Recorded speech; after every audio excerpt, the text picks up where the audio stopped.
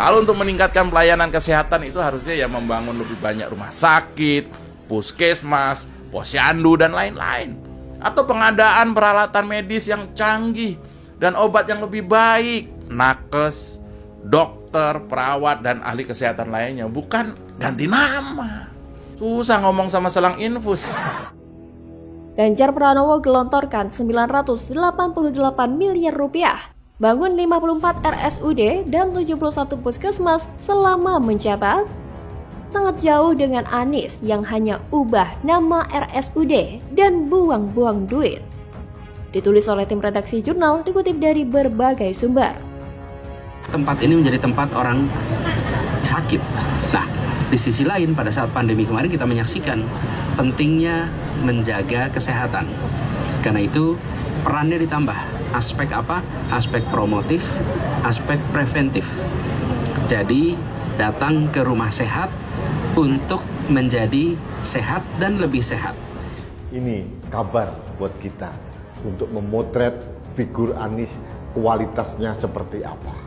Yang jelas dia ahli menata kata, tapi dia juga juara terbaik sebagai gubernur yang terburuk dalam menata kota.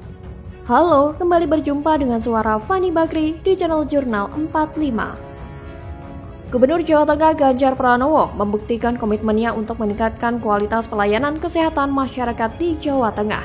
Hal itu terbukti dari 51 rumah sakit umum daerah atau RSUD dan 71 pusat kesehatan masyarakat atau puskesmas dari tahun 2013 sampai 2022.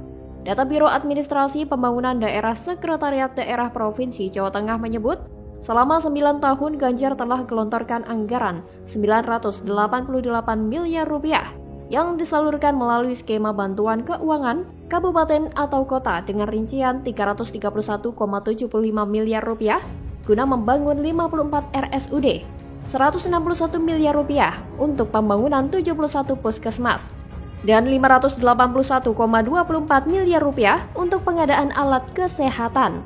Lebih lanjut, Ganjar berkata pihaknya terus berkomitmen untuk memberikan pelayanan yang optimal untuk masyarakat. Salah satunya dengan membangun puskesmas di daerah yang belum memiliki pusat pelayanan kesehatan. Pada kesempatan itu, Ganjar juga menyampaikan kepada seluruh tenaga kesehatan atau nakes dan kader kesehatan yang bekerja di RSUD maupun puskesmas untuk memberikan pelayanan kesehatan yang terbaik bagi masyarakat. Menurut mantan anggota DPR RI itu, masyarakat berhak menerima pelayanan kesehatan dari pemerintah untuk mewujudkan kesejahteraan dan kesetaraan pelayanan pemerintah kepada seluruh kalangan masyarakat. Jadi, menurut Ganjar, tidak boleh menolak pasien. Kalau memang tidak bisa, segera dirujuk. Kalau memang tidak bisa segera dilaporkan, maka itu tugas dari pemerintah untuk melayani. Tidak sekedar membangun RSUD dan puskesmas, Ganjar menaruh perhatian khusus pada kualitas bangunan. Selain itu, layanan puskesmas diharuskan menjangkau masyarakat kelas bawah untuk menjadi vaskes yang bersifat preventif dan promotif guna pencegahan penyakit. Badan Pusat Statistik atau BPS mencatat tahun 2022 di Jawa Tengah terdapat 57 RSUD yang tersebar di 35 kabupaten atau kota dengan kapasitas total 14.770 tempat tidur. 14.770 tempat tidur. Catatan Dinkes Jateng menunjukkan jumlah puskesmas di Jawa Tengah hingga akhir 2022 mencapai 880 unit. Jumlah itu terdiri dari puskesmas rawat inap 373 unit dan puskesmas rawat jalan 507 unit. Adapun puskesmas yang telah terakreditasi 874 unit. Apa yang dilakukan oleh Ganjar tentu berbeda jauh dengan apa yang dilakukan oleh Anies Baswedan ketika menjadi Gubernur DKI Jakarta. Ketika menjadi Gubernur DKI, Anies bukan hanya membangun rumah sakit tapi malah mengubah namanya. Anies Baswedan mengganti puluhan nama rumah sakit menjadi rumah sehat. Apa yang dia kerjakan di DKI Jakarta menjadi sebuah hal yang bisa kita lihat bersama-sama, merupakan sebuah kehancuran yang tidak bisa terparikan lagi. Anies tidak pernah berubah. Dia selalu yakin dan percaya bahwa gagasan dan kekuatan kata-kata tidak boleh diremehkan. Baginya, tanpa kata-kata, gagasan tak akan muncul. Tanpa gagasan, kerja tak akan ada. Meskipun kenyataan kerjanya tak jelas dan amburadul, sering ambruk dan roboh pula. Seperti halnya sumur resapan yang memang efektif mengatasi banjir dengan skala kecil, tetapi tidak berguna saat menghadapi limpahan air yang banyak. Sebenarnya tidak karena sejak awal para ahli sudah menyampaikan soal ini ketika ide sumur resapan mulai muncul ke publik.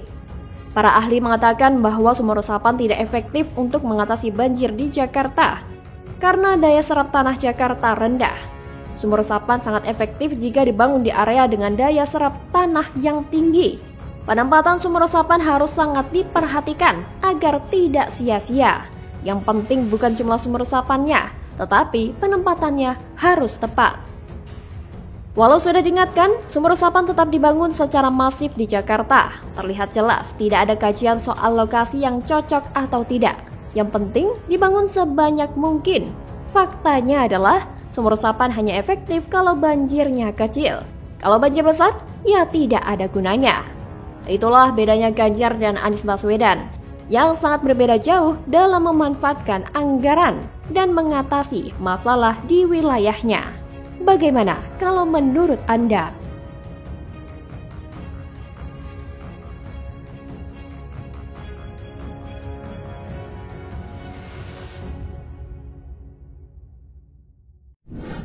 Presiden-presiden, mantan presiden itu bekerja sama, bersama-sama membangun negara ini.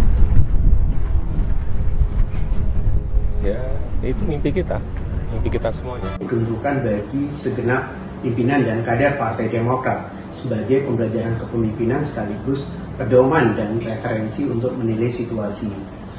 Akibat tuding Jokowi akan tersangkakan Anies, SBY diduga pernah gunakan hukum demi pribadi, boroknya malah kebongkar.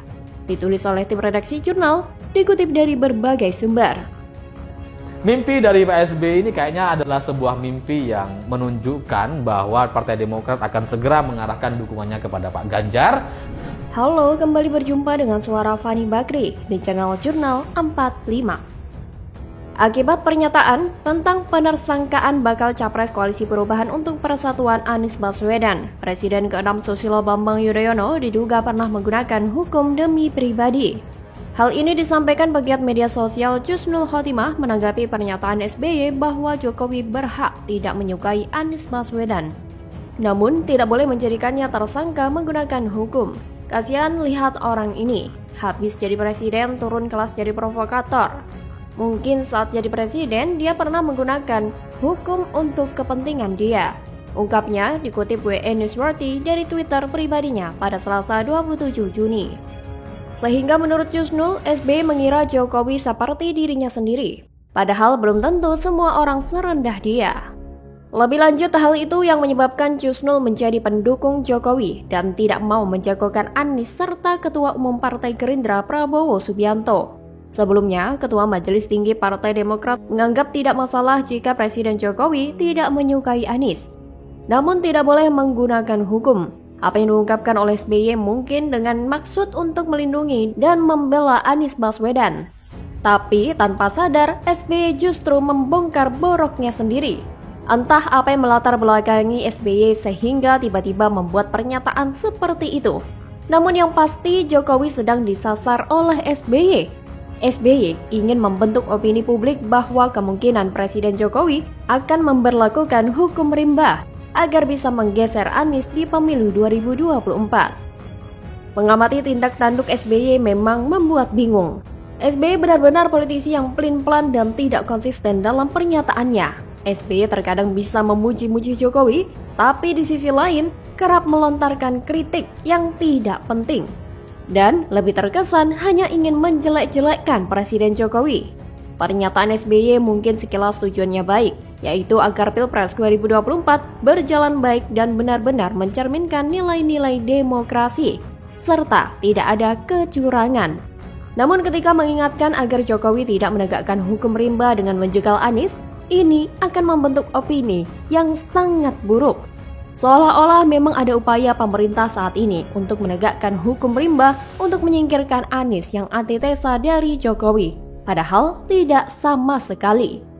Namun jika ditelaah, sebenarnya cuitan SBY bisa menjadi blunder untuk dirinya sendiri. Jika ditarik ke belakang, setelah rezim Soeharto runtuh, hanya SBY, presiden yang bisa menjadi presiden selama 2 kali periode. Hanya SBY yang berhasil mempertahankan kekuasaan. Oleh sebab itu, justru SBY yang bisa tertuduh sebagai petahana yang menegakkan hukum rimba karena hanya ia presiden yang bisa mempertahankan kekuasaan.